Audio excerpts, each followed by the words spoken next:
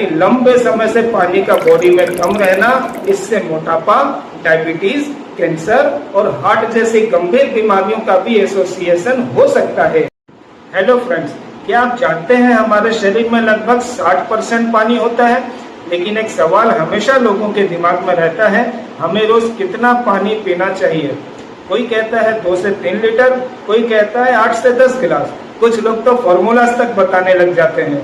20 kilo वजन पर 1 litre पानी पीना चाहिए।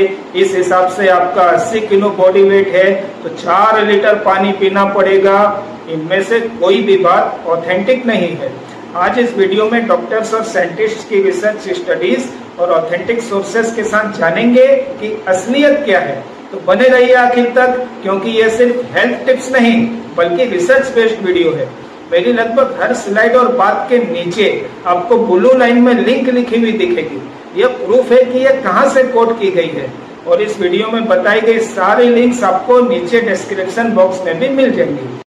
पहली टॉपिक में आते हैं, importance of water in human body. दोस्तों, पानी हमारी जिंदगी की सबसे बेसिक नीड है। पानी का बॉडी के टिश्यूज, ऑर्गेन्स और हर हिस्सों में एक इम्पोर्टेंट रोल होता है। ये न्यूट्रिएंट्स और ऑक्सीजन को पूरे बॉडी तक पहुंचाने में हेल्प करता है, डाइजेशन और मेटाबॉलिज्म को रेगुलेट करता है, बॉडी टेम्परेचर को कंट्रोल करता है, टॉक्सिन्स और वेस्ट प्रोडक्ट्स को बाहर निकालता है, आपके जॉइंट्स को ल्यूब्रिकेट करता यानी चिकनाई देता है, आपके स्पाइन यानी रीढ़ की हड्डी और बॉडी के दूसरे टिश्यूज को प्रोटेक्ट करता है, कॉन्स्टिपेशन यानी कब्ज में राहत दिलाता है। और एक इम्पोर्टेंट बेनिफिट ये है कि PubMed.com यह एक ट्रस्टेड डाटाबेस है जहां लगभग दुनिया भर के साइंटिस्ट्स की रिसर्च पब्लिश होती है।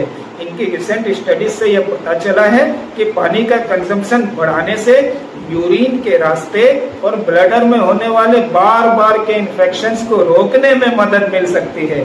PubMed में ही अपलोड एक पुरानी स्टडी में यह बताया गया है कि ज्यादा पानी पीने से किडनी में स्टोन्स का खतरा कम रहता है।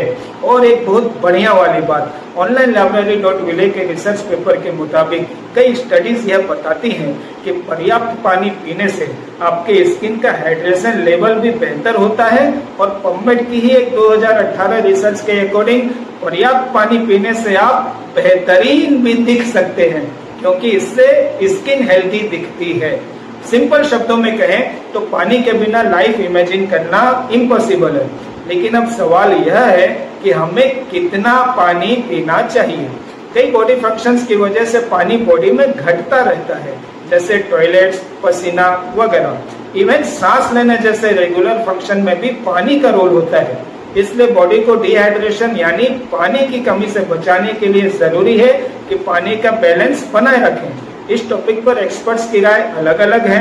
कुछ कहते हैं कि थोड़ी थोड़ी देर में पानी पीते रहना चाहिए, इवन अगर आपको प्यास ना लगे तब भी। लेकिन कई रिसर्चेस से यह साबित होता है कि इंसान की पानी की जरूरतें एनवायरनमेंट, फिजिकल एक्टिविटी और हेल्थ कंडीशन के अकॉर्डिंग अलग अलग हो सकती है। अगली टॉपिक पर आते हैं, कितना पानी पीना चाहिए।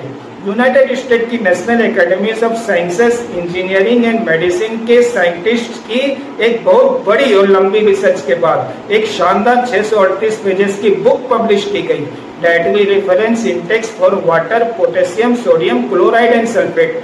इस बुक में बहुत सारे टॉपिक पर रिसर्चेस बताई गई हैं। पेज नंबर 73 से 185 तक यानी 112 पन्नों पर सिर्फ पानी के टॉपिक पर रिसर्चेस लिखी हुई हैं। लेकिन इनकी ये बात पर हमें ये सीखने मिलता है, 112 पन्नों पर पानी की रिसर्चेस, मतलब पानी की क्वांटिटी पर ध्यान देना कितनी जरूरी बात है।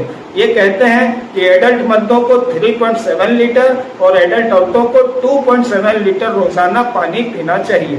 सन 1917 में शुरू की गई यूएस की और एक science organisation academy of nutrition and dietetics, जो कि दुनिया के largest organisation of food and nutrition में से एक है, इनके रिसर्चर्स का भी यही कहना है, एडल्ट मर्दों को 3.7 लीटर और एडल्ट औरतों को 2.7 लीटर रोजाना पानी पीना चाहिए।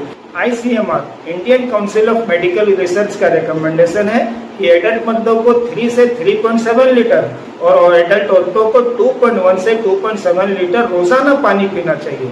बच्चे 4 से 8 साल तक 5 कप्स, बच्चे 9 से 13 साल 7 से 8 कप्स, बच्चे 14 से 18 साल 8 से 11 कप्स, प्रेग्नेंट लेडीज 10 कप्स और ब्रेस्ट फीडिंग करवाने वाली लेडीज को रोजाना 13 कप्स पानी पीना चाहिए। यहाँ जो कप का साइज बताया जा रहा है वो एक कप 240 ml पानी यानी लगभग 1 पाव पानी के साइज का होता है। अब ध्यान देने वाली बात यह है कि ये सारी क्वांटिटीज हमें सादा पानी पीकर ही पूरा नहीं करनी, दूसरे कोई ड्रिंक्स या खाने की चीजों के जरिए मिलने वाला पानी भी इसमें शामिल है, लेकिन लगभग 20% पानी की जरूरत खाने से ही पूरी हो जाती है। इसका कैलकुलेशन थोड़ी देर बाद आपको समझाता हूँ। अगली टॉपिक पर आते हैं, कब ज्यादा पानी पीने की जरूरत पड़ती है।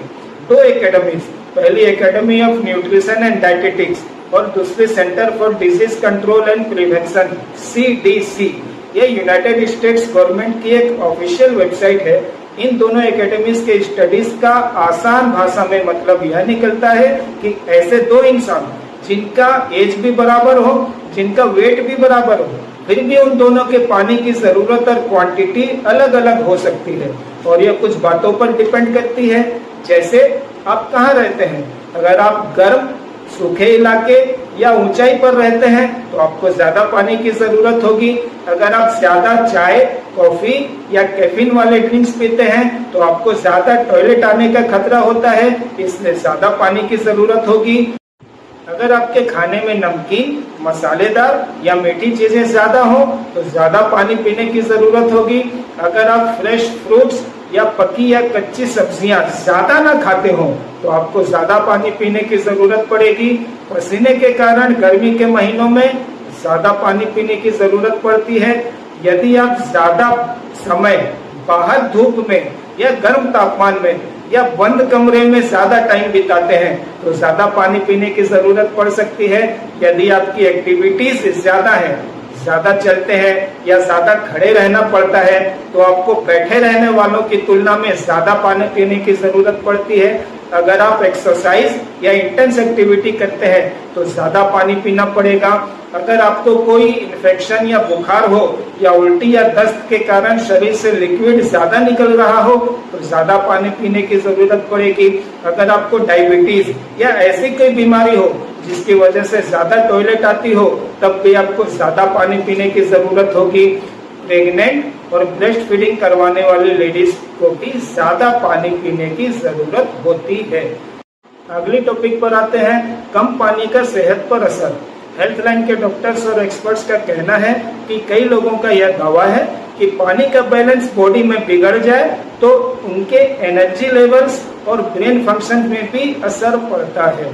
पबमेड में मौजूद एक साइंटिस्ट का पुराना रिसर्च पेपर यह कहता है कि एक स्टडी के अकॉर्डिंग एक्सरसाइज के बाद सिर्फ 1.3% पानी का बॉडी से कम हो जाना मूड और कंसंट्रेशन में असर डालता है और सर दर्द की फ्रीक्वेंसी बढ़ने लगती है। Journal of strength and conditioning research की एक स्टडी के अकॉर्डिंग बॉडी का थोड़ा सा भी डिहाइड्रेट होना यानी पानी का कम हो जाना हमारे फिजिकल परफॉर्मेंस को कम कर सकता है। डिहाइड्रेशन तब होता है जब हमारे पानी पीने की क्वांटिटी कम हो और बॉडी में से ज्यादा पानी निकल जाए और इससे थकान और सर दर्द जैसे सिम्टम्स भी हो सकते हैं। ओल्डर हेल्दी मर्दों पर की गई एक क्लिनिकल स्टडी रिपोर्ट कहती है कि 1% पानी का बॉडी से कम हो जाना मर्दों के मसल्स की ताकत, पावर और सहन शक्ति को कम कर देता है। पबमेड की एक स्टडी में बताया गया है कि कई स्टडीज को रिव्यू करके यह पाया गया कि क्रोनिक डिहाइड्रेशन यानी लंबे समय से पानी का बॉडी में कम रहना, इससे मोटापा, डायबिटीज, कैंसर और हार्ट जैसी गंभीर बीमारियों का भी एसोसिएशन हो सकता है। प्यास, सर में दर्द, सुस्ती, मूड का हमेशा चेंज होते रहना, दिमाग का स्लो रिस्पॉन्स करना, नाक की नली का सूखना, होंठ का सूखना या फटना, यूरिन का रंग डार्क होना, कमजोरी लगना, थकान ज्यादा लगना, कंफ्यूजन होना और हेलुसिनेशन होना, यह सारी बातें भी डिहाइड्रेशन के कुछ सिम्टम्स होते हैं। अगली टॉपिक पर आते हैं, जरूरत से ज्यादा पानी पी लेना रोजाना कैसा। ज्यादा पानी पीना भी आपके हेल्थ के लिए डेंजरस हो सकता है। आप बहुत ज्यादा पानी पीते हैं तो एक्स्ट्रा वाटर आपके ब्लड में इलेक्ट्रोलाइट्स को पतला यानी कमजोर कर सकता है, सोडियम का लेवल कम हो जाता है और हाइपोनेट्रीमिया का कंडीशन भी हो सकता है। इसके सिम्टम्स ये होते हैं, कंफ्यूजन होते रहना, सर में दर्द बार बार होना, थकान लगते रहना, मतली या उल्टी होना, चिड़चिड़ापन ज्यादा लगना, मसल्स का ऐंठना या मसल क्रैम्प्स या मसल में कमजोरी लगना, दौरे पड़ना और कोमा ये सीवियर केस में हो सकता है। इन सब बातों का कंक्लूजन यह निकलता है कि जरूरत के जितना ही पानी पीना चाहिए।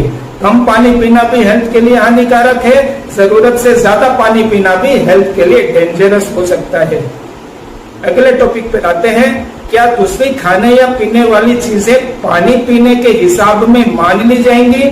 ह्यूमन बॉडी में पानी का बैलेंस बनाए रखने के लिए सिर्फ हमारा नॉर्मल पानी पीना ही जरूरी नहीं, बल्कि दूसरी खाने या पीने की चीजें भी इसमें शामिल की जाएंगी, जैसे मीट, फिश, एग्स और स्पेशली फ्रूट्स और वेजिटेबल्स।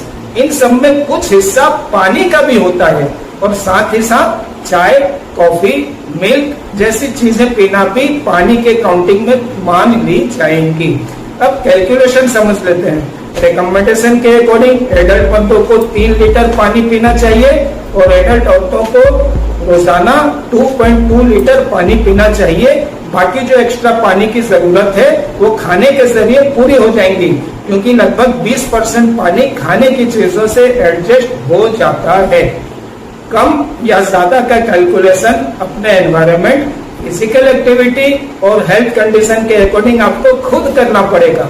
अगर आप हमसे अपने पानी या खाने का बैलेंस या डाइट प्लान बनवाना चाहें तो मेल के जरिए या वीडियो के आखिरी में दिए गए नंबर पर व्हाट्सएप करके हमारी क्लिनिक से अपॉइंटमेंट ले सकते हैं। आपका घर बैठे ही इलाज हो सकता है। हमारे यहाँ डायबिटीज के पेशेंट के लिए 30 डेज का चैलेंज रहता है और कोलेस्ट्रॉल, ट्राइग्लिसराइड वगैरह के पेशेंट के लिए 60 डे का चैलेंज होता है।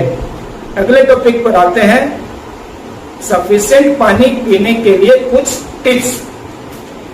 आखिरी में कुछ टिप्स बताता हूं जिनको फॉलो करके आप अपने सफिशिएंट पानी के गोल तक पहुंच सकते हैं। जहां भी जाना हो अपने साथ एक पानी की बोतल लेकर चलें। लिक्विड पर ज्यादा फोकस करें। आपको अपने वाटर लेवल टारगेट को पूरा करने के लिए सिर्फ प्लेन वाटर पर ही डिपेंड रहने की जरूरत नहीं। इसके लिए मिल्क, चाय या और कोई हेल्दी ड्रिंक्स भी ले सकते हैं।